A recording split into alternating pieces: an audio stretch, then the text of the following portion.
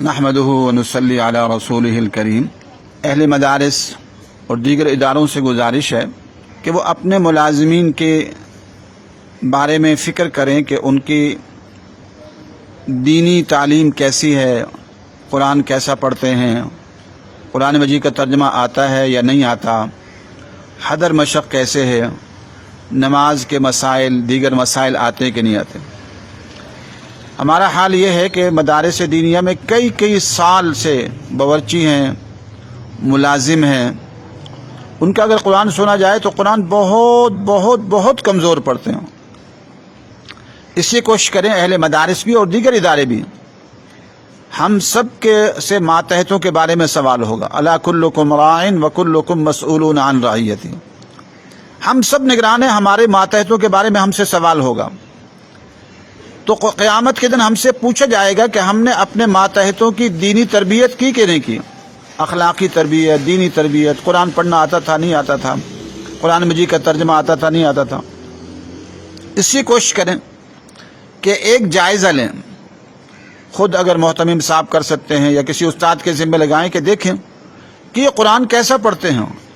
ممتاز درجے کا پڑھتے ہیں، جید جداً پڑھتے ہیں، جید پڑھتے ہیں، مقبول پڑھتے ہیں،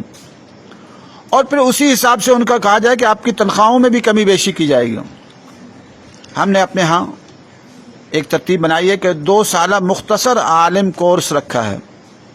مبلغ، عالم اور داعی کورس، اور یہ کہا جو یہ ہمارے ملازمین کریں گے، اگر اچھے نمبروں میں پاس ہوں گے تو ہم 2000 روپے اضافہ کر دیں گے پہلے سال،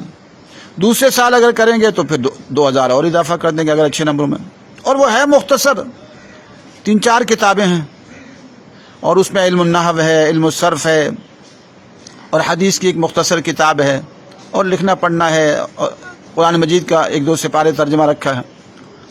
تو مختصر جو ہے عالم کورس، داعی کورس، مبلغ کورس، تاکہ ان کو دینی تعلیم آئے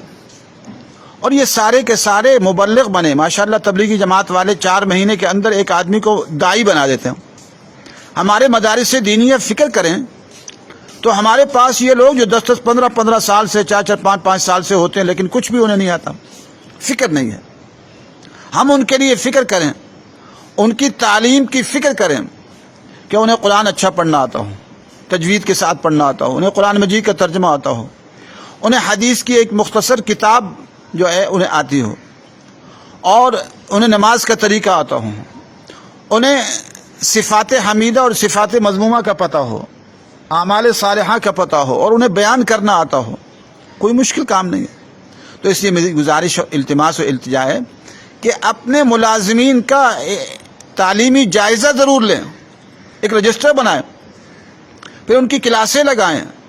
اور حدر و مشق کی کلاس ہو، ترجمے کی کلاس ہو، علم النحو علم الصرف کی کلاس ہو، اور اس کے ساتھ حدیث کی ایک مختصر کتاب ہو، تاکہ وہ سارے کے سارے زاد الطالبین پڑھا دیں اور یا کوئی کتاب پڑھا دیں، ان کو دین کی تعلیم کی توجہ ہو، پھر ان کی تنخواہوں میں تھوڑا اضافہ کر دیں۔ تو حدیث میں آتا ہے الا کلکم راع وکلکم مسئول عن رعیتہ، ہم سے سوال ہوگا قیامت کے دن، ہم نے ان کی فکر۔